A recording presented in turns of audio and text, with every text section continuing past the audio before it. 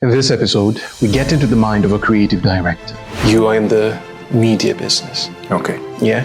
And like I was ribbing you before, Yeah. business of making socialites. Yeah. Yeah. We speak about business. And I think that's a discussion we really need to have for creatives. Because sometimes you can be busy but not productive. Busy but broke. Exactly. Yeah. Busy, broke, and popular. Yes. Yes. The Kenyan plague. Yeah. And of course, a few other controversial things. Now, there has been this rumor. Every stakeholder Yes. in the media industry, especially if you're active, anapigana na Usherati. Usherati. Yeah.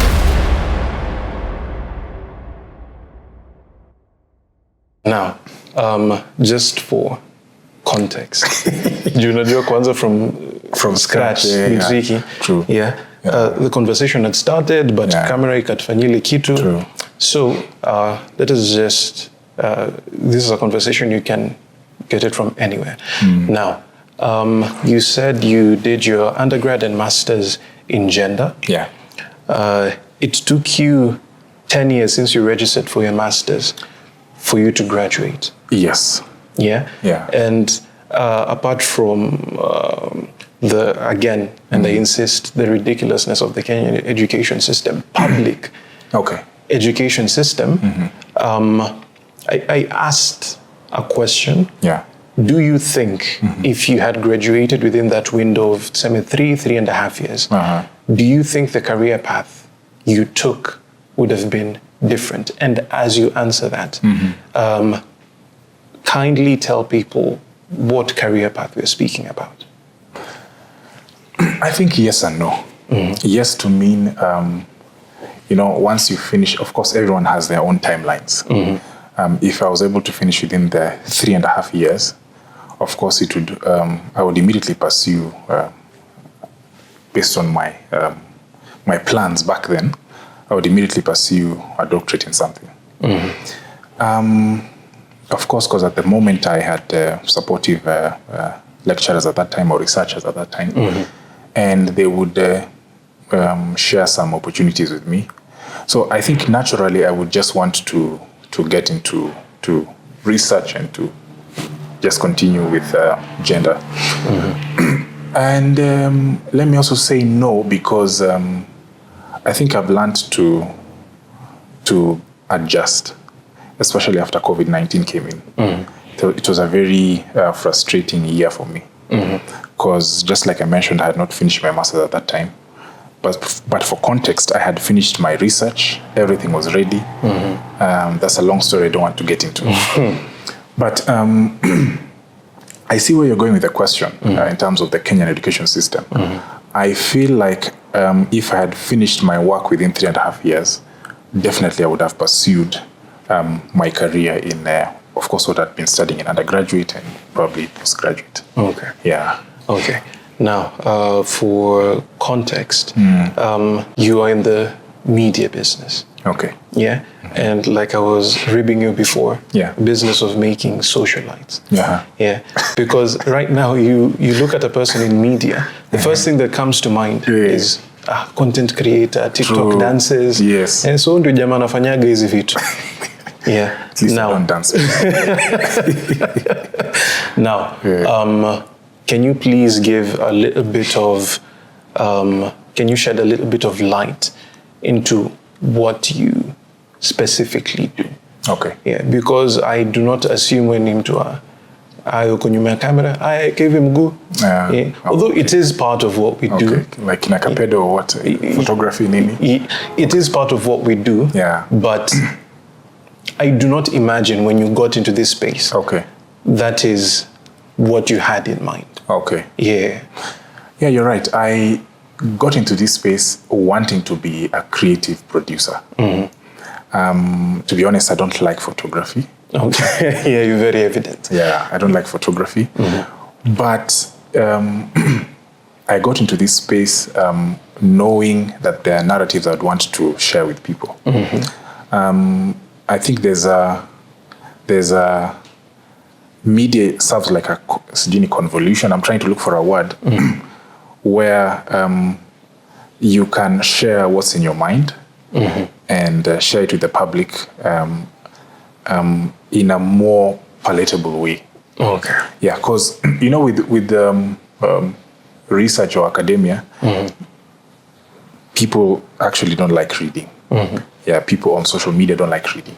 So when you share messages through creative content, it becomes easy for you to share certain idea or communicate something. Yeah, so that's why I got into that space. And video, for that matter. I really loved looking at creative, especially movies, and how people just can change narratives through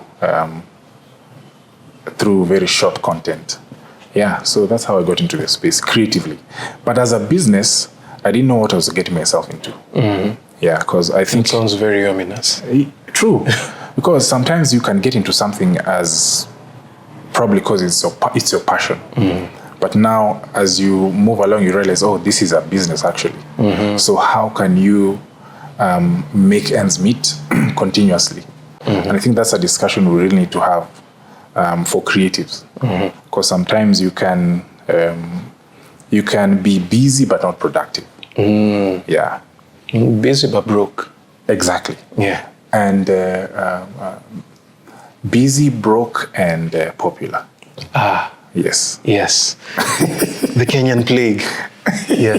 Now, let me ask this before we delve into the next thing. Are you?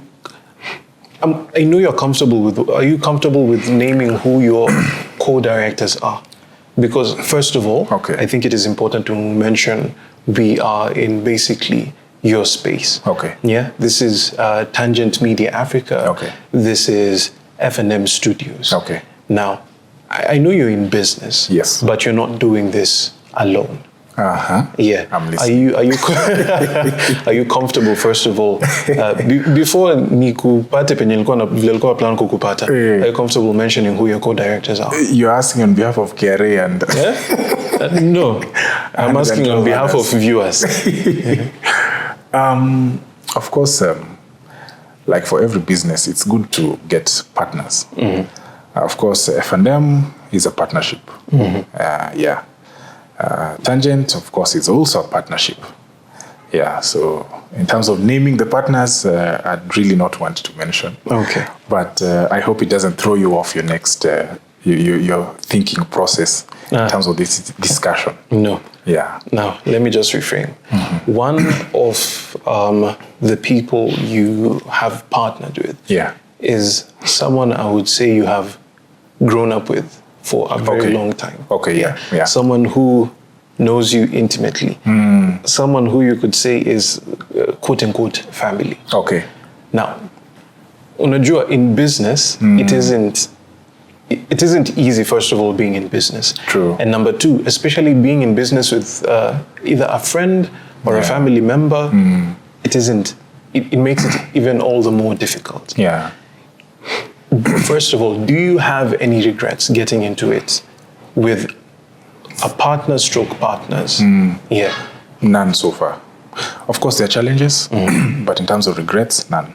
Okay. Yeah. And question number two, how does the dynamic shift when it comes to, like, unajua, now, obviously, lazima nijiplug. Yeah, sure. In business, marketing brand, True. Digital Connect marketing, podcaster. Yani, I'm a man of many talents. True. But that is not the point.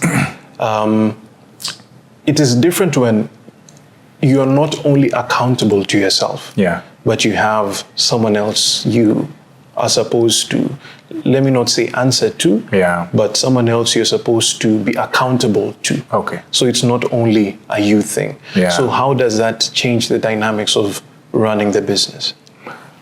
I think that's the principle of life. You can't just look inward. And in terms of business, when you're working with a relative or working with a sibling or working with a close family member, provides some very unique perspectives. Okay.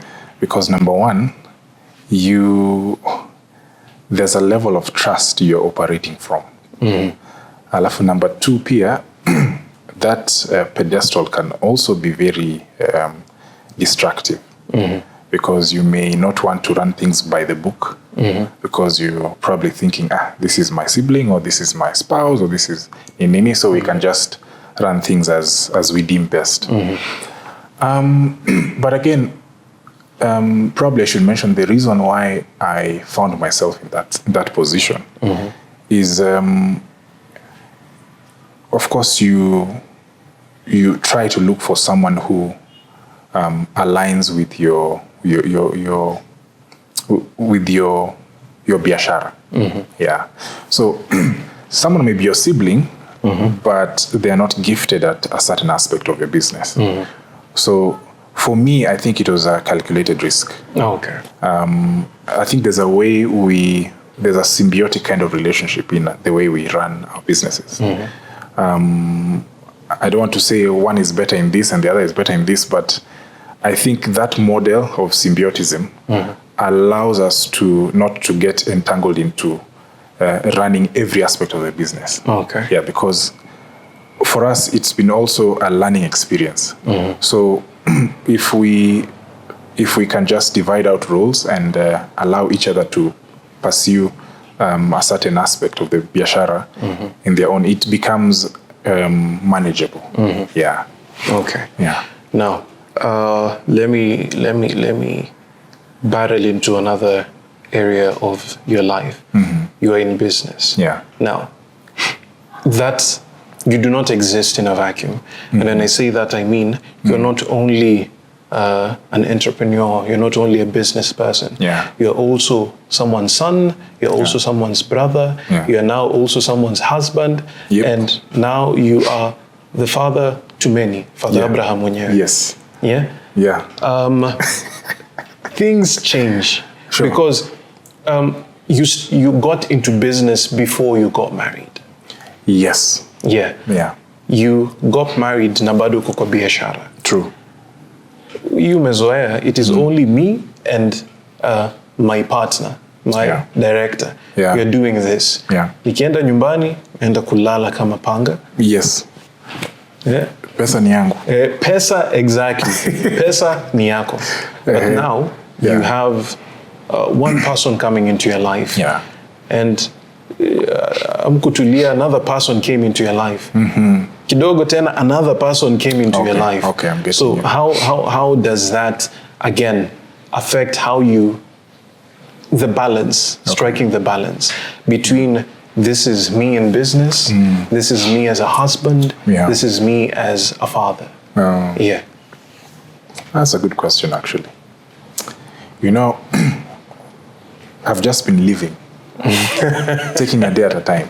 Okay. Because, now, in my, the way I envisage my life, of course, we began by talking about me pursuing a career and me as a business person. Before raising up a family, I think everyone has an ideal picture of how they'd want their family to be and at what point in life you'd want them to come in. Yeah. The decision to probably extend the family, or probably to have a son or two sons, ceases to be a personal decision. Yeah, when, especially after you just get married, because now there's your partner, and of course you evaluate your position. First of all, as a husband, am I able to probably add another person into the equation? And if so, how will our life look like? What's the outlook of our expenditures up and pale? Is this neighborhood, does this reflect the kind of, does it correspond to the kind of life I had in my mind? Yeah, so, but it becomes easier when you have a partner. Okay. That one I have to Easier. to tell you. Yeah, it becomes You insist. easier. Yes. Easier. Way easier. Okay. Not just a partner, but a spouse who is willing to grow with you. Yeah, I know it's been said severally, but I think for me, business has been, I don't know what they say it in Kiswahili, lakini it's always a learning experience. Yeah, so sometimes you can just get enough to get by. Sometimes you get something in abundance. But when you have your spouse, it becomes easier to now refocus your ideal image of probably the future. Yeah. So in terms of expenditures, we just sit down and say, this is what I want to achieve, but based on this income during this period of time, I think it's best for us to shelve this plan and proceed with this other plan. So yeah, that's how it has been for me. And just like you said, I began business before getting married. Media production was my second business. I began as a consultant, of course, for a few state and non-state actors up on Apale, policy work, trainings, blah, blah, blah. But I got tired of the mundane kind of, how can I put it, kind of work. Because, with training, it's not as exciting as working with people. Sometimes people who are tone deaf. Yeah, I was looking for that kind of challenge. Yeah, so that has been my journey. Okay. Yeah. Now I have two more things so that we can consider that we can pick this conversation up some other day. Yeah. Number one, we've had this conversation before multiple times where we're like, Bruno, only time. Time is moving. Unashinda tu ukiingia studio peke yako. Oh, okay. Yeah. That is one thing. But at least leo uko peke yako. Hey, man, the Lord has lit his lights in my life. That's nice. Yeah. Ukisikia everything will double. Yeah. Yeah. Anyway, yeah. But and I've heard you say something that has made me a bit reflective. Yeah. Now, did your choice in partner improve how you did business? Because here has been my biggest worry. Number one, finances. That is always a big worry. Yeah. Yeah. Because when you get a partner, I'm assuming, yes, you want companionship as an individual. Yeah. But at the same time, there's also the aspect of creating life. Yeah. And we've had this conversation even with with one of the people who is behind the cameras, that I would rather have one kid and provide for them endlessly, making sure they have everything they need, than be a mouse or a rat, have 15 children, and have all of them struggle. Okay. So, and I think I've even mentioned this to you. Number one is finances. Yeah. So does the choice in partner matter when it comes to you handling business? Yeah. And did that play a role in who you picked? Definitely. Yeah. I think that was one of the most critical aspects of choosing a spouse for me. Of course, there's love, there's the butterflies, kila kitu, but at the end of the day, you ask yourself now, how will my life look like? I remember my wife at the time, my girlfriend at the time. Yes. Married man. Anywho, she was working at her dad's business, but she also wanted to do her own business. So you can also see the kind of person she is. She had just, actually, when we got together, I realized, umdema anapenda kuuza vitu. So that's how we began. She was very passionate about handbags and stuff. Just before COVID, she got her first consignment and business was booming in Nairobi. I helped her out in some branding, hapa na pale, but she was very passionate about selling goods too. Bags, handbags, sling bags, name them. So I think that's how we naturally moved to the decision of coming together. Because, of course, we don't just want to make a living, but we want to make a living in a way that fulfills our lives. Okay. Yeah. So I think that's a very critical aspect of selecting a spouse. Yeah. Okay. And moving on to one of our last things. Now, there has been this rumor Yes. that every actor, Yes. not actor as in mtu mwenye anaenda mbele ya kamera na act, but every stakeholder Yes. in the media industry, especially if you're active, anapigana nayo. Bwana, Usherati. Usherati. Yeah. Like it isn't uncommon. Okay. It isn't uncommon kusikia Yes. jamani photographer. Okay, I get you. Jamani producer. Mambo mbaya. Jamani nataka kuniplay kama hizo keys. Wembe. Yeah. Yes. Now, have you seen that with the work you're in? Like, do you go to do a particular project and everyone is like, be wary of this one. Okay. And if you have, or even if you haven't, what do you think you have done, or have you done anything different for you to get out of that stereotype? I think, Bruno, it's good to always remember that we are leaving a legacy. Yeah. Every time. Whether they're seeing or they're not seeing. You've mentioned I have 2 boys. In this space, by the way, kwanza hii space ya social media and media stuff, nothing stays hidden. Nothing. So wanasema kuna siri ya watu wawili. Yeah. I think we need to understand you're saying what it means. It means that you can't, there's no sin yenye unawezafanya peke yako kwanza. Yeah. So it means you have to be deliberate about something. And if you do something that does not put you in good light, itajulikana tu. Because in this media space, actually, what sells the most is makashfa, stories za chini chini.